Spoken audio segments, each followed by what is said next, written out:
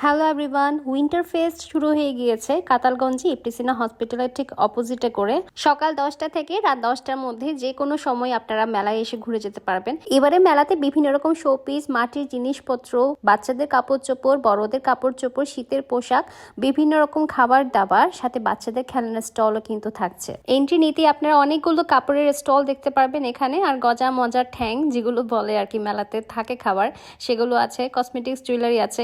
এই স্টলটাতে প্রচুর পরিমাণে ক্রাউড লেগেছিল। এখানে স্পেশালি ক্যানভাসগুলো এত সুন্দর লাগছিল। ক্যানভাসগুলো ছোট বড় বিভিন্ন সাইজের, 50 টাকা থেকে শুরু করে 120 টাকা, 150 টাকা, 200 টাকা পর্যন্ত আছে।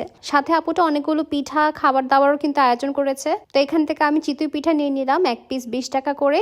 আর এখানে দিয়ে দিল মরিচ ভর্তা। মরিচ ভর্তা খাওয়ার সাথে সাথে যা একটা ঝাল লেগেছে, এরপর আমি টমেটো সস দিয়ে খাচ্ছিলাম। পিঠাটা অনেক সফট ছিল আর আমার খেতে কিন্তু ভালোই লেগেছে। এরপর নিয়ে নিলাম 3টা মোমোস, 50 টাকা করে। মোমোসটা বাইট করার সাথে সাথে বাইরের দিকটা একটুখানি কাঁচা ছিল, বাট ভিতরের দিকটা কিন্তু অনেক ইয়ামি ছিল। আর আমার জন্য ক্যানভাসটা নিয়েছে 120 টাকা করে, যেহেতু আমি মেকআপ অনেক বেশি পছন্দ করি। আপুদের কিন্তু ফেসবুক পেজও আছে, পেজের নাম হচ্ছে নিয়াত। এরপর পঞ্চরসের ঐতিহ্যবাহী আচার, যেটা সবগুলো মেলাতে বসে, তো এবার এই মেলাতেও বসেছে। বিভিন্ন রকম আচার কিন্তু কিনতে পারবেন। ফ্যাশন কুইন্স থেকে বিভিন্ন রকম কসমেটিক্স, জুয়েলারি কালেকশন ছিল। এরপর cake, pastry, roll, jar cake, chocolates এর স্টল নিয়ে বসছে পিএনএস কুকিং হাউস। এই স্টলটা ছিল বড় ছোটদের সবার জন্য শীতের কাপড় নিয়ে।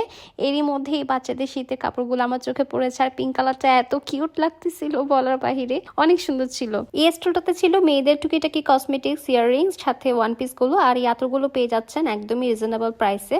পাহাড়ি মেয়েদের মতো থামি আর কাপড় চোপড় যারা কিনতে চান তারা কিন্তু স্টলে এসে দেখে শুনে নিতে পারবেন। সাথে বেডশিটগুলো কিন্তু ছিল এখানে। আর এখানে ছিল চটপটি ফুচকা, গরম গরম পেঁয়াজু ভেজে দিবে এরকম স্টল। আরেকটা স্টলে ছিল ছেলেদের মানি ব্যাগ, মেয়েদের হেয়ার ব্যান্ড। আর এটা ছিল চিকেন মানিয়া স্টল, যেখানে খাবার দাবার গুলো অনেক সুন্দর করে সাজানো ছিল। বার্গার, ব্রোস্ট, চিকেন কাবাব, শাসলিক পেয়ে যাবেন এখানে। আমি চিকেন বল নিয়েছি 2টা মতো, একটা রেখেছি 35 টাকা করে, অনেক বেশি মজা ছিল। ইকরা ফুড স্টলে পেয়ে যাবেন চা, কফি, পেস্ট্রি, কেক, পিঠা। আর এটাতে ছিল ফুচকা, চটপটি, সাথে হালিম। প্রতিটি খাবারের সাথে কিন্তু প্রাইসটা এখানে দেয়া আছে। যারা এসে মেহেন্দি লাগাতে চান তারা কিন্তু স্টলে এসে মেহেন্দি লাগাতে পারবেন। সাথে বিভিন্ন রকমের আচার আছে, এখান থেকে পারচেস করে নিতে পারবেন। এই স্টলে আছে নামাজ পড়ার হিজাব ওড়না, সাথে আছে বিভিন্ন রকম বাচ্চাদের খেলনা। এই স্টলে দাঁড়িয়ে আমি আমার একদম ছোটবেলার সময়ের দিকে হারিয়ে গেলাম, কারণ হচ্ছে এখানে এমন কিছু ইউনিক খেলনা ছিল যেগুলো একদম ছোটবেলা থাকতে খেলেছি, এরপর বড় হয়ে যাওয়ার পর আর এগুলো দেখা মিলে না। তো স্প্রিং বল আছে, সাথে এরকম কলম বন্দুকের কথা কার কার মনে আছে বলেন তো। আমি স্কুল থেকে বের হওয়ার পরে না সামনে এরকম সেল করতে একটা দোকানে, সেখান থেকে এগুলো কিনতাম। আর এই রিংগুলো পেয়ে যাচ্ছেন একটা 100 টাকা করে পিস। আর গোলাপ রিংগুলো দেখতে আমার অনেক কিউট লাগছিল। যেহেতু মেলা শুরু হয়েছে বেশি দিন হচ্ছে না, ম্যাক্সিমাম স্টলে কিন্তু খালি ছিল। আর খাবারের স্টলের পরিমাণটা মোটামুটি অন্যান্য স্টলের থেকে একটু বেশি ছিল। এই মাটির স্টলটা দেখতে না আমার অনেক ভালো লাগছিল, স্পেশালি শোপিস গুলো।